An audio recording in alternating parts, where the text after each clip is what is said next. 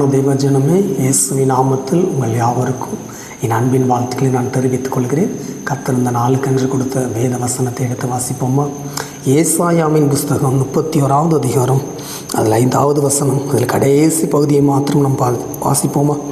அவர் கடந்து வந்து அதை விடுவிப்பார். எதை விடுவிப்பார்?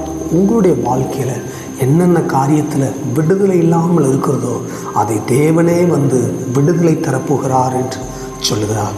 உங்களுடைய காரியங்கள் என்ன காரியம் என்று நீங்கள் யோசித்து மனதில் வைத்துக்கொள்ளுங்கள். கடன் பிரச்சனையா? வியாபாரத்தில் நஷ்டமா?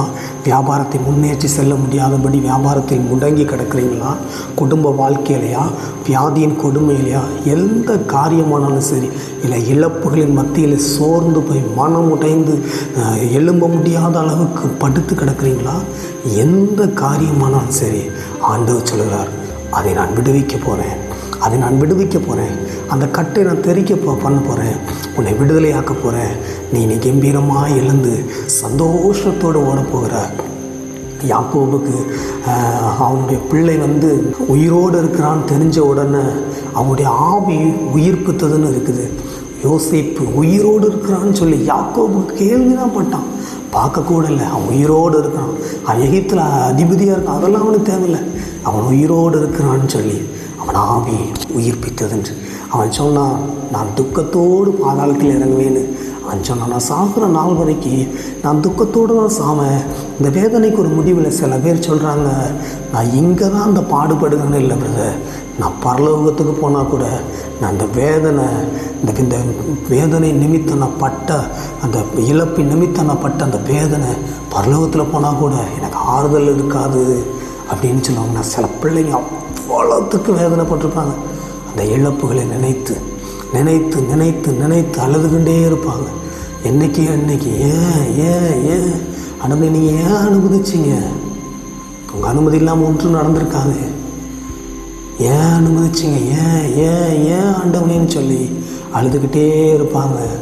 அவனுடைய இருதயத்தில் அவன் ஆண்டவர் இடத்துல கூட சொல்லுவாங்களாம், ஆண்டவனே, நீ அந்த பூமியில் தான் எனக்கு இந்த பாடுன்னு இல்லை, நான் பரலோகத்தில் வந்தால் கூட இந்த வேதனையோடே தான் நான் இருப்பேன், எனக்கு விடுதலையே இல்லைன்னு ஆண்டவர் சிரித்த முகத்தோடு சொன்னாராம்.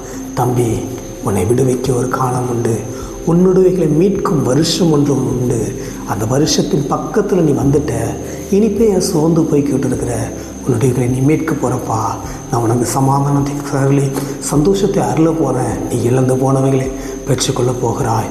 உன் தொழில் காரியமானாலும் சரி, உன் குடும்ப காரியமானாலும் சரி, உன் வியாபாரமானாலும் சரி, உன்னுடைய இட பிரச்சனைகள் எதுவாக இருந்தாலும் சரி.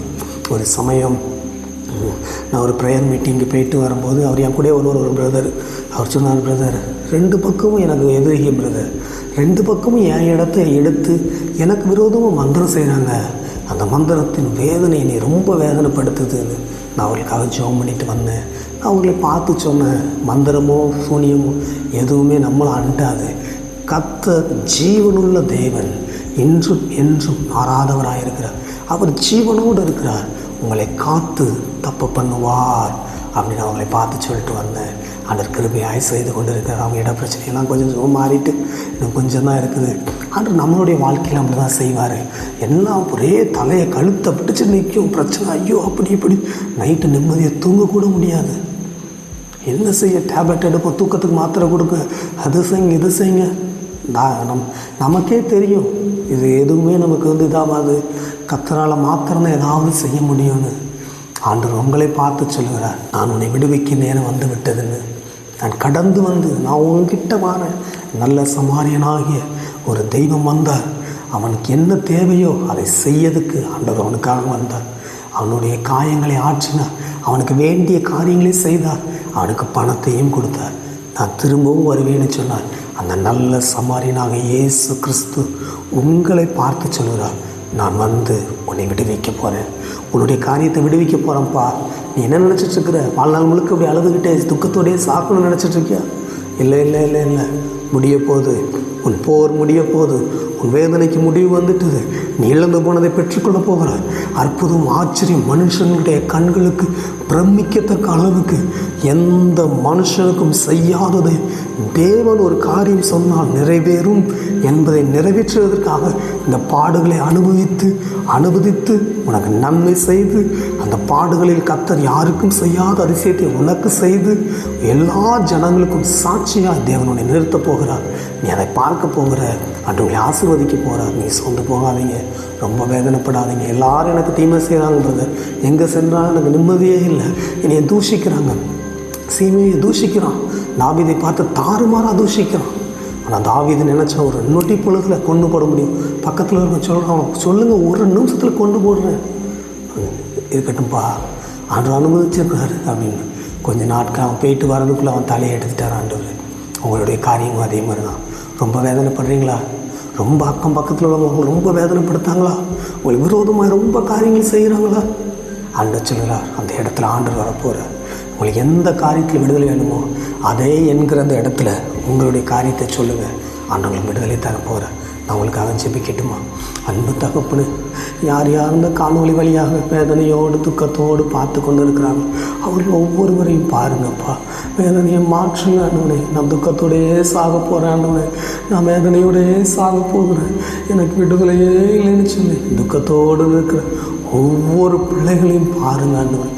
கர்த்தருக்காய் நின்ற பிள்ளைங்கப்பா, கர்த்தருக்காய் வாழ்ந்த பிள்ளைங்க ஒரு நாள் வெட்கப்பட்டு போகக்கூடாது.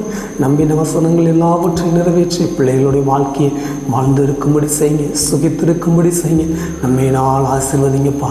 பேயின் கிரியைகள் நிர்மூலமாகட்டும், இயேசுவின் நாமத்தில் நிர்மூலமாகட்டும்னு சொல்லி செபிக்கிறேன். தெய்வமே, நீங்கள் வந்து விடுதலை கொடுங்க, பிள்ளைகளுடைய வாழ்க்கையை மாற்றுங்க, வாழ்ந்திருக்கும்படி செய்ய சமாதானத்தோடு, சந்தோஷத்தோடு, மன நிம்மதியோடு, மன நிறைவோடு வாழ உதவிச்சு பலப்படுத்துங்க. நன்மை நாள் முடி சுற்றுங்க, காத்து கொண்டு வழி நடத்துங்க. இரட்சகரும் மீட்பருமாக இயேசு கிறிஸ்துவின் நாமத்தில் ஜெபிக்கிறேன் எங்கள் நல்ல பிதாவே, ஆமென். எனக்கு பிரியமான தேவன் ஜனமே, சோர்ந்து போகாதீங்க. ரொம்ப வேதனைப்படுறீங்களா? ஆண்டவர் சொல்லுறார், எல்லாவற்றுக்கும் முடிவு வந்தது, உன் நம்பிக்கை வீண் போகாதுப்பா. நீ விரும்புகிறபடி நான் உனக்கு செய்து உன்னை மகிழ பண்ணுகிறேன்னு சொல்லு. சொந்த போகாதீங்க. ஆண்டவங்களை ஆசீர்வதிப்பார். God bless you.